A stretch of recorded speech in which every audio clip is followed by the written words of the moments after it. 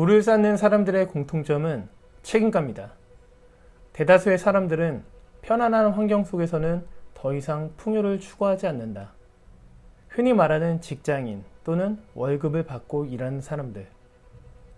적당한 수입과 적당한 지출로 현재의 삶을 만족하며 앞으로 다가올 미래에 대한 걱정과 불안만 있을 뿐 적극적으로 행동하지 않는다.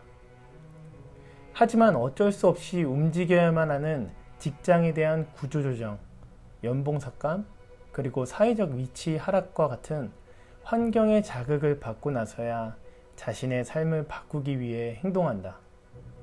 스스로가 일으킨 자극이 아닌 환경의 변화로 인해 어쩔 수 없이 변화하기 위해 노력한다.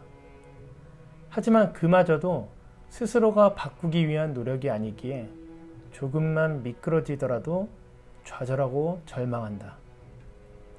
대다수의 사람들은 변화를 강요받기 때문에 어쩔 수 없이 변하지만 소수의 사람들은 자극을 찾아서 스스로 변화한다. 소수의 사람들과 대다수 사람들의 차이점은 과연 무엇일까?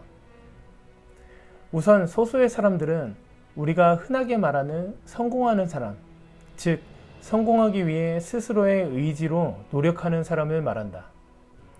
그 사람들은 외부의 변화에 집중하기보다 스스로의 변화에 집중한다. 그러기에 자신의 시간, 경험, 노력 등 더욱 발전하기 위해 집중하고 타인의 잣대에 행동하는 것이 아닌 내면의 소리를 들어 기준을 갖고 있는 사람이다.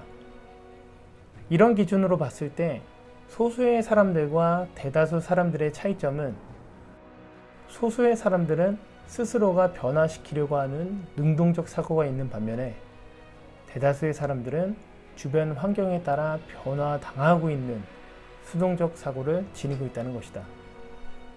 이 차이를 시작으로 부의 기준이 달라진다.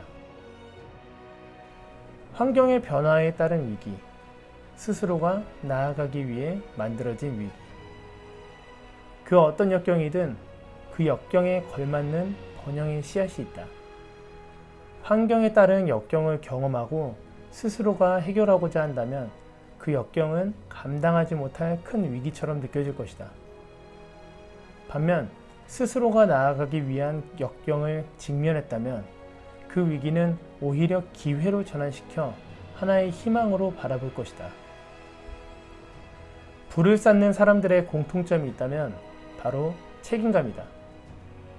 자신의 행위와 결정에 대해서 스스로가 책임을 진다는 것이다. 그들은 자신이 직면한 문제를 정부, 날씨 혹은 자신들의 불우한 어린 시절 탓으로 돌리진 않는다. 변명하기보다는 오직 해결책을 찾는다는 것. 그것이 부자들의 공통적인 마인드다.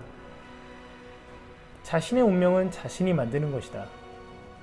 부자가 된 적이 없기 때문에 부자가 되지 말라는 법은 없다. 인생에서 배울 수 있는 가장 중요한 교훈은 미래가 과거와 같을 필요는 없다는 것이다. 늘 같은 결과를 얻는다면 그것은 늘 같은 일을 하기 때문이다.